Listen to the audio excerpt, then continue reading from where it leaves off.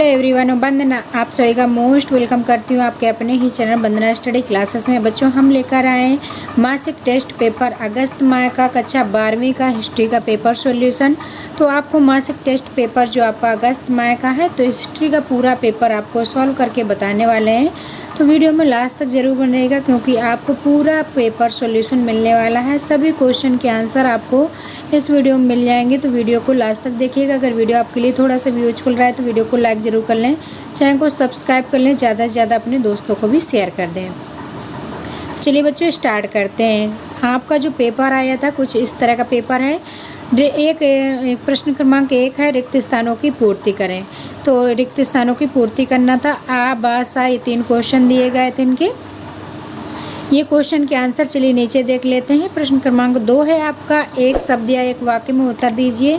फिर एक शब्द या एक वाक्य में उत्तर देना है। इसके बाद क्वेश्चन नंबर 3 है, 3 प्रश्नों को हल करना है। तो किन्हीं 3 प्रश्नों को हल करके आंसर बताएंगे आपको। क्वेश्चन नंबर 4 है, निम्न में से किन्हीं 3 प्रश्नों के उत्तर दीजिए। क्वेश्चन 4 में भी आपको 3 क्वेश्चन के आंसर ही देने हैं। तो चलिए देख लेते हैं। अब देखेंगे इसका सॉल्यूशन। तो आपको देखना है प्रश्न 1, रिक्त स्थानों की पूर्ति करना था। तो पहले में आपको हड़प्पा सभ्यता की संपूर्ण क्षेत्र का आकार पूछा गया, किस आकार का था। तो इसमें आपको क्या भर देना है, त्रिभुजाकार। ठीक, यहाँ पर आपको त्रिभुजाकार फिल कर देना है। बा नंबर है, सिंधु सभ्यता की लिपि थी। सिंधु सभ्यता की लिपि कैसी थी, तो इसमें आपको सरस्वती लिपि फिल कर देना है। इसके बाद सा नंबर है, हड़प्पा डैश नदी पर अवस्थित है। हड़प्पा किस नदी पर स्थित है, तो रावी नदी यहाँ पर आपको लिख देना है। अब बच्चों देखेंगे क्वेश्चन नंबर 2। क्वेश्चन नंबर 2, इसमें आपका एक शब्द या एक वाक्य में उत्तर देना है। पहला आपका आ नंबर दिया है, हड़प्पा निवासियों की मोहरों पर किस पशु का सर्वाधिक अंकन मिलता है। तो हड़प्पा निवासियों की जो मोहरें थी उसमें किस पशु का सर्वाधिक अंकन मिलता है। तो इसका आंसर आपको लिखना है, हड़प्पा की मोहरों में एक कृंगी का अंकन मिलता है। मोहनजोदड़ो से एक नर्तकी की कांस्य मूर्ति मिली है। मनके बनाने के कारखाने, बोतल और चहुदरों में मिले हैं। ठीक, इस तरीके से। अब देखिए क्वेश्चन नंबर बा। क्वेश्चन नंबर बा है आपका, मेसोपोटामिया इराक में हाजी पक्षी किसे कहा जाता है। तो मेसोपोटामिया इराक में हाजी पक्षी के नाम से किसे जाना जाता है। तो इसका आंसर आपको लिखना है कि मोर को हाजी पक्षी कहा जाता है। अपने यहाँ मोर कहा जाता है, लेकिन इराक में हाजी पक्षी कहा जाता है मोर को। ठीक बच्चों, इसी तरीके से हमने सारे सब्जेक्ट के सॉल्यूशन वीडियो डाल दिया। अगर आपने नहीं देखे हैं तो देख लीजिएगा। क्वेश्चन नंबर 3 आपका, निम्नलिखित प्रश्नों में से 3 प्रश्नों के उत्तर देने हैं। पहला क्वेश्चन है, सिंधु सभ्यता के किन्हीं 4 नगरों के नाम बताइए। सिंधु सभ्यता के किन्हीं 4 नगरों के नाम बताना है। यह हड़प्पा सभ्यता के नाम से भी जानी जाती है। इसका विकास सिंधु और प्राचीन सरस्वती के किनारे हुआ है। हड़प्पा, मोहनजोदड़ो, कालीबंगा, लोथल, धोलावीरा और राखीगढ़ी इसके प्रमुख केंद्र हैं। हड़प्पा, मोहनजोदड़ो, कालीबंगा, लोथल, धोलावीरा और राखीगढ़ी इसके प्रमुख केंद्र हैं। दिसंबर 2014 में भिलवाड़ा को सिंधु घाटी सभ्यता का अब तक का खोजा गया सबसे प्राचीन नगर माना गया है। क्वेश्चन नंबर 2 है, हड़प्पा बस्तियों में प्रयोग में लाई गई ईंटों की 2 विशेषताएं बताइए। हड़प्पा बस्तियों में जो प्रयोग में ईंटें लाई गई थी उसकी 2 विशेषताएं बतानी है, मतलब कैसी थी। तो उसका आंसर आपको बताना है। जहां लंबाई और चौड़ाई की क्रमशः 4 गुनी और दुगनी होती थी, इस प्रकार की ईंटें सभी हड़प्पा बस्तियों में प्रयोग में लाई गई थी। मोहनजोदड़ो का निचला शहर आवासीय भवनों के उदाहरण प्रस्तुत करता है। इनमें से कई एक आंगन पर केंद्रित है, जिनके चारों ओर कमरे बने हुए थे। ठीक, तो इनकी खासियत जो थी, विशेषता, वो आपको बताना था। तो ये आपको इस तरीके से आंसर लिख देना है। नेक्स्ट है क्वेश्चन नंबर 3, हड़प्पा सभ्यता की विनिमय प्रणाली की 3 विशेषताएं बताइए। हड़प्पा सभ्यता की विनिमय प्रणाली की 3 विशेषताएं बताना है। तो इसका आंसर आपको लिखना है, हड़प्पाई लोग पत्थर, धातुएं, सीप या शंख का व्यापार करते थे। धातु मुद्रा का प्रयोग नहीं होता था। व्यापार की वस्तु विनिमय प्रणाली मौजूद थी।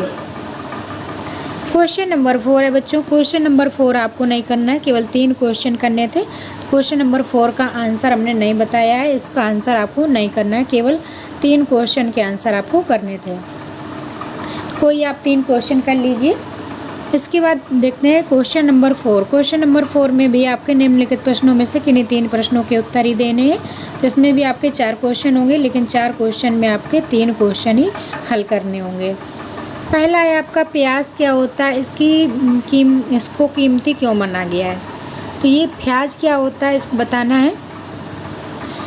इसका बताएंगे तो महंगी पदार्थों से बनी दुर्लभ वस्तुएं सामान्यतः मोहनजोदड़ो और हड़प्पा जैसी बस्तियों में केंद्रित हैं और छोटी बस्तियों में ये विरले ही मिलते हैं। तो यहाँ बच्चियों की जगह में बस्तियों कर लेना है आपको, ठीक, बस्तियों, विरले ही मिलते हैं इसलिए इन्हें कीमती माना गया है। हड़प्पा नेक्स्ट क्वेश्चन है, हड़प्पा सभ्यता में सिर्फ उत्पादन के कौन कौन सा कच्चा माल बनवाना पड़ता था, यह कहाँ से मंगवाया जाता था। हड़प्पा सभ्यता में सिर्फ उत्पादन के कौन कौन सा कच्चा माल बनवाना पड़ता था और ये कहाँ से आता था। तो इसका आंसर हो जाएगा मिट्टी और लकड़ी स्थानीय रूप से उपलब्ध कच्चे माल थे। पत्थरों, उत्तम गुणवत्ता की लकड़ी, धातुओं को दूर स्थानों से मंगवाया जाता था। क्वेश्चन नंबर 3, आप कैसे कह सकते हैं कि हड़प्पा सभ्यता के लोग सफाई पसंद थे।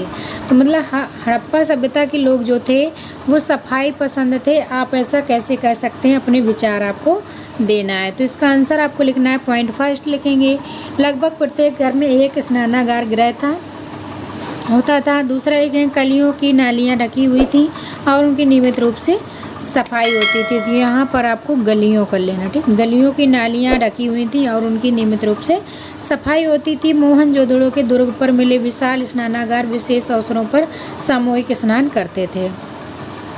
इसके बाद क्वेश्चन नंबर 4 है, हड़प्पा सभ्यता की लिपि और इनमें लिपि क्यों कहा जाता है। तो इसका आपको नहीं लिखना है, केवल 3 ही क्वेश्चन के आंसर देने थे, चौथा आपको नहीं देना है, ठीक।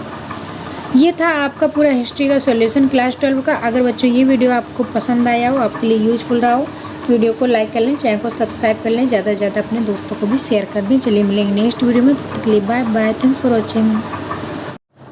8 400 400 400, जी हाँ, क्योंकि अब आपका सवाल मैथ, फिजिक्स, केमिस्ट्री, बायोलॉजी का सवाल हो, तुरंत वीडियो सॉल्यूशन पाएँ सीधे व्हाट्सएप पर। फ़ोन पर डाउट नट का 8 400 400 नंबर सेव कर लीजिए, उसमें चैट ओपन कर लीजिए, फिर जो भी आपके डाउट हो उसकी फ़ोटो खींचें, क्रॉप करें, 5 सेकेंड में उसका सॉल्यूशन मिल जाएगा।